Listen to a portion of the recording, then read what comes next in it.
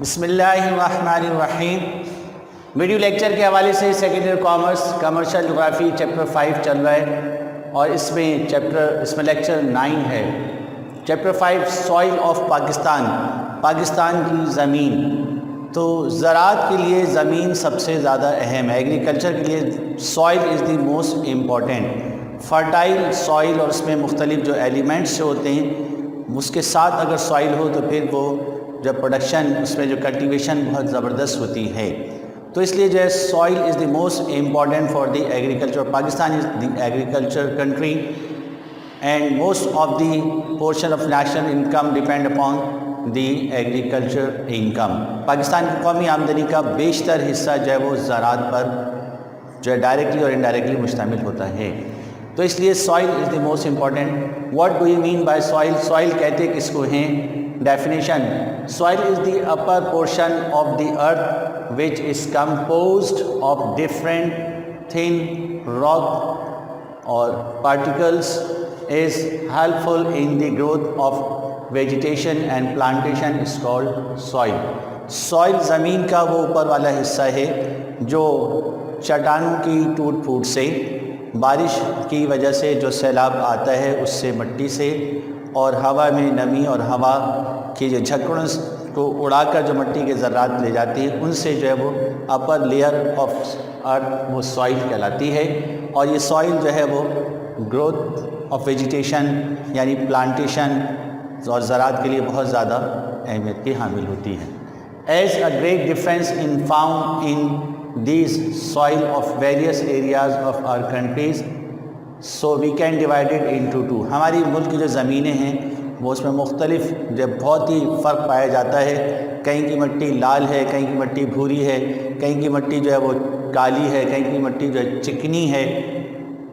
کہیں پہ calcium carbonate ہے، کہیں پہ نامیاتی عناصر موجود ہوتے ہیں، کہیں پہ جو غیر نامیاتی عناصر موجود ہوتے ہیں۔ تو اس لحاظ سے ہم جو ہے وہ مٹی کو دو حصوں میں منقسم کر سکتے ہیں۔ We can divided soil into two, residual soil and transport soil.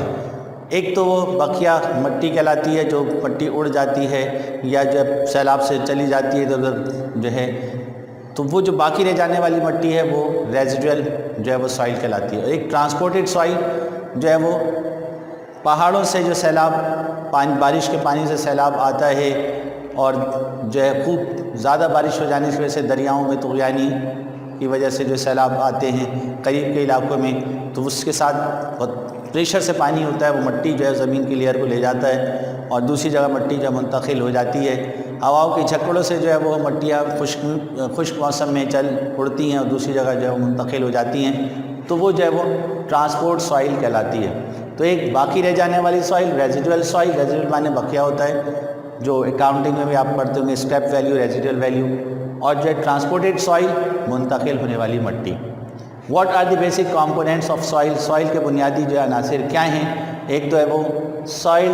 جو ہے پارٹیکلز، اس میں جو ہے salt, minerals 45% and organic matters 5%، یہ چیزیں اس میں ضرور شامل ہوتی ہیں۔ اس کے ساتھ ساتھ ایئر ہے، زمین کے اندر ہوا بھی ہوتی ہے، اور اس کے ساتھ جو 25% ہے واٹر 25%۔ زمین میں پانی،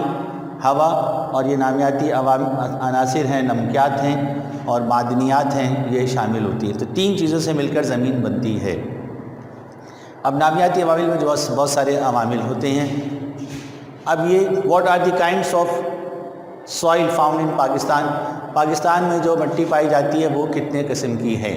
تو اس میں سب سے پہلے تو انڈس بیس سوائل ہے، یعنی دریا سندھ کی لائی ہوئی مٹی۔ اب دریا سندھ جو ہے وہ جو ہم اس میں میپ میں پڑھ چکے ہیں چیپٹر جو ہے وہ 2 میں، اور اس میں جو ہے وہ جغرافیکل کنڈیشنز آف پاکستان میں اور ریور آف پاکستان میں، تو اس میں دریا سندھ جو ہے جو پنجاب سے داخل ہوا، پھر یعنی آزاد کشمیر سے آیا، پنجاب میں داخل ہوا اور پھر سندھ میں داخل ہوا، تو یہ پنجاب کی اور سندھ کی جو علاقائی زمین ہے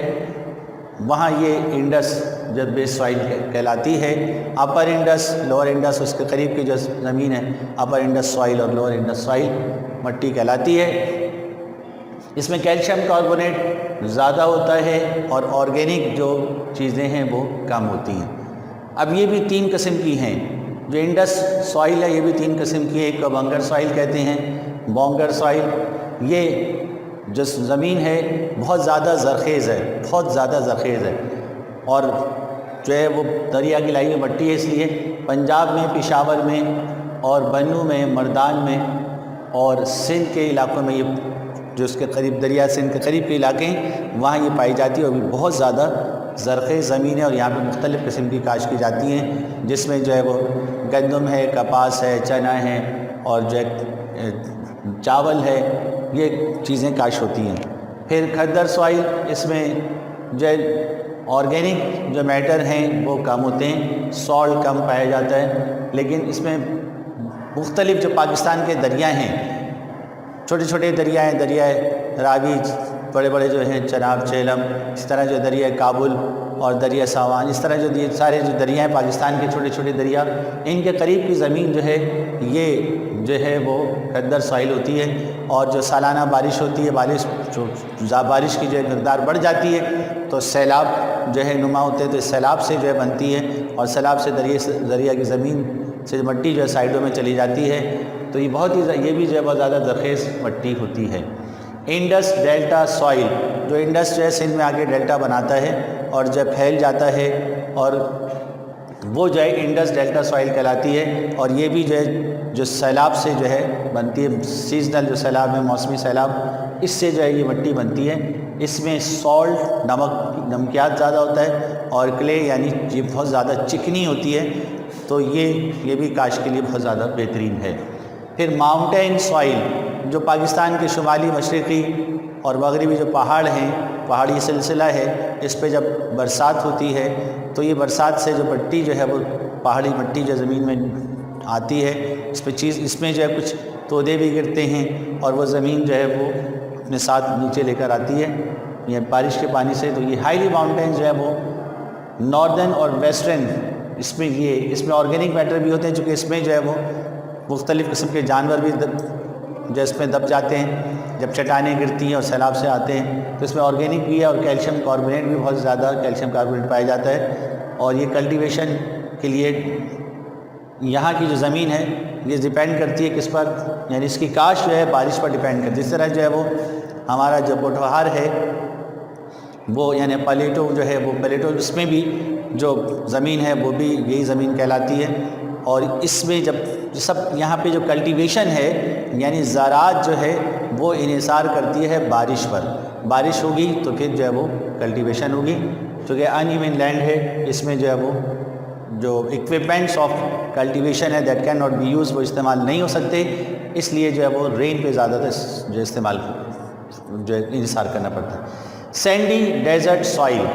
یعنی ریگستانی مٹی، تو پاکستان کے جو ریگستانی علاقے ہیں جس میں تھل ہے، تھر ہے، چولستان ہے، بلوچستان کی جو زمین ہے یہ بھی جو ہے وہ ریگستان پر مشتمل ہے،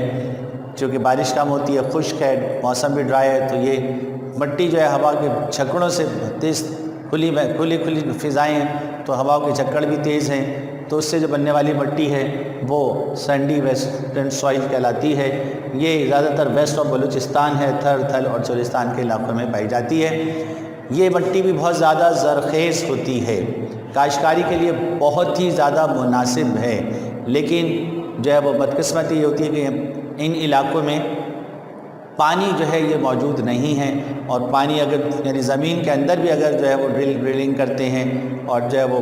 یعنی کنویں بناتے ہیں یا بورنگ کرتے ہیں تو کئی جو ہے وہ یعنی ہزاروں فٹ تک جا کے پانی جو ہے وہ ملتا ہے، بہت مشکل ہوتی ہے، تو ایسے علاقوں میں اس لیے کاسٹ بہت زیادہ بڑھ جائے گی، اس لیے پھر جو ہے وہ ڈرلنگ کرنا اور جو ہے کنویں بنانا جو ہے سوٹیبل نہیں ہے، بہت کاسٹلی ہے، اس لیے ایسے علاقوں میں پھر کاشت عموماً نہیں ہوتی۔ لیکن جن علاقوں میں تھوڑا سا پانی اوپر ہوتا ہے تو وہاں پھر جو ہے وہ کاسٹ جو ہے بیئر کی جا سکتی ہے، تو پھر وہاں پہ کاشت بھی کی جاتی ہے۔